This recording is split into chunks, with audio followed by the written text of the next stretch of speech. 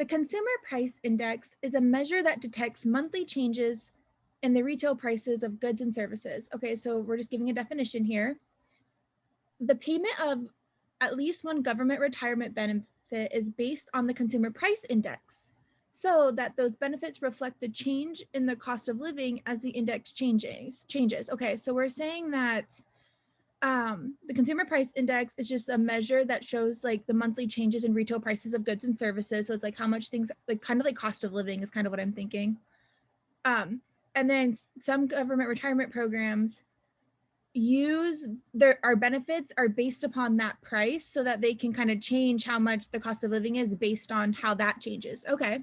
However, the Consumer Price Index does not consider technological innovations that may drastically reduce the cost of producing at least one good. Okay, so apparently this index doesn't consider like technological innovations that could reduce the cost of producing things. Therefore, the value of government benefits is sometimes greater than is warranted by the true change in cost. I feel like this is all over the place. So our conclusion here is the value of government benefits is sometimes greater than is warranted by the true change in costs. Do you like this conclusion?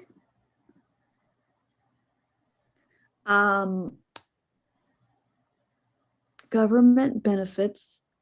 So we talked about government benefits where, okay, these benefits reflect the change, blah, blah, blah. Okay, that is warranted by the true change in cost. So true change. So what is the true change in cost?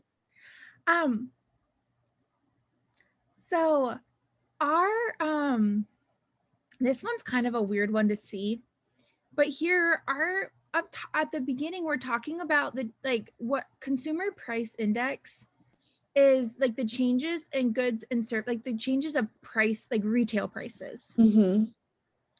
And then we go on to say that the government benefits uses this Consumer Price Index to kind of say, well, we use like how much our benefits are to reflect whatever this Consumer Price Index, which that is telling us like the changes of the retail prices. But then we go on to say that the Consumer Price Index does not consider like, you know, technology that might reduce the cost of producing goods. And then we kind of jump and we say, so the value of the benefits is sometimes greater than the true change in costs, which what is this change in cost? What is Consumer Retail or Consumer Price Index really focused on? Or what should it really be focused on? Retail price of goods. Yeah. So what does the cost of producing goods have to do with anything? Honestly, I don't know.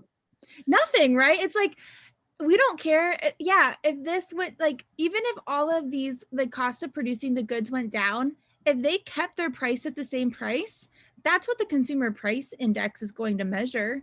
Or if they reduce their price when they sell it, then maybe the Consumer Price Index goes down. But we don't base our things based on the cost of producing things. We're not like, oh, your benefits are going down because it costs less now to build that. Like, it's still going to be based on what they're selling their goods for. Okay. Okay. Got it. And then for this one, so A just says fails to consider the possibility that there are years in which there's no change. Like, no, we don't care if there's no change or change in the Consumer Price Index. B says fails to make explicit which goods and do we care about which specific goods and services are included? I was thinking, well, I didn't get the correct flaw, and I was like, okay. So do we need to say specifically what goods and services are here in order to get to our conclusion? So this includes, you know, daycare and bananas and et cetera, et cetera. No. No, we just mentioned that it's goods and services, and it's okay that we're using a generic term here.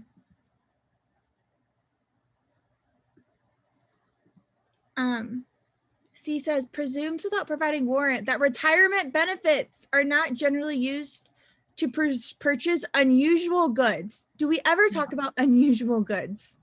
No, I can definitely eliminate that one. Yes. Excellent. D says, uncritically draws an inference, which what does inference mean? Assumption. Conclusion. Inference means Conclusion. So uncritically draws a conclusion from what has been true in the past to what will be true in the future. Are we talking about anything that's going to happen in the future in our conclusion? No. Nope. We're saying sometimes this has happened. So it's not D. And then E says makes an irrelevant shift from discussing retail prices to discussing production cost. Do we do that? Yes. Yes. Yep. Is that a problem? Most definitely. Yeah.